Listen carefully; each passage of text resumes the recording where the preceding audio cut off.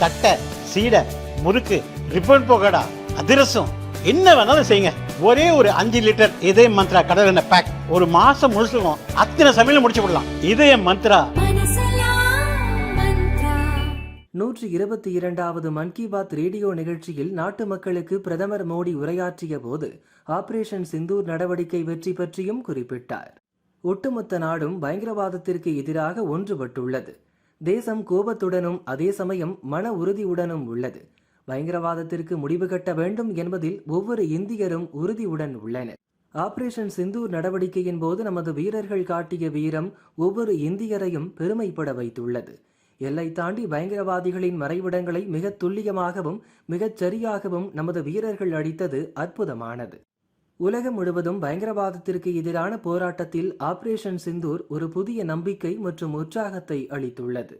Operation Sindoor என்பது வெறும் இராணுவ நடவடிக்கை மட்டுமல்ல, அது நமது உறுதிப்பாடு, தைரியம் மற்றும் மாறிவரும் இந்தியாவை காட்டும் முகம். இது நாட்டை தேசபக்தியால் நிரப்பி மூவர்ண கொடியின் சாயலில் வரைந்துள்ளது.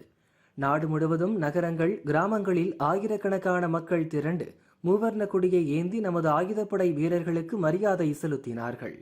பல நகரங்களில் இளைஞர்கள் சிவில் பாதுகாப்பு தன்னார்வலர்களாக தங்களை இணைத்துக் கொண்டனர். நமது வீரர்கள் பயங்கரவாத மறைவிடங்களை அழித்தனர்.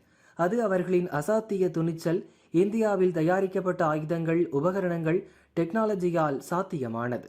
இதில் நமது ஆத்ம நிர்பர் பாரத் என்ற உறுதியும் அடங்கும். இந்த பிரச்சாரத்திற்கு பிறகு உள்ளூர் மக்களுக்கான குரல் நாடு முழுவதும் புதிய உத்வேகம் பெற்றுள்ளது. இந்திய தயாரிப்புகளை வாங்கவும், இந்திய நகரங்களுக்கு சுற்றுலா செல்லவும், இந்தியாவிலேயே திருமணம் செய்யவும், இந்திய பொருட்களையே பரிசாக வழங்கவும் பலர் உறுதியெடுத்துள்ளனர்.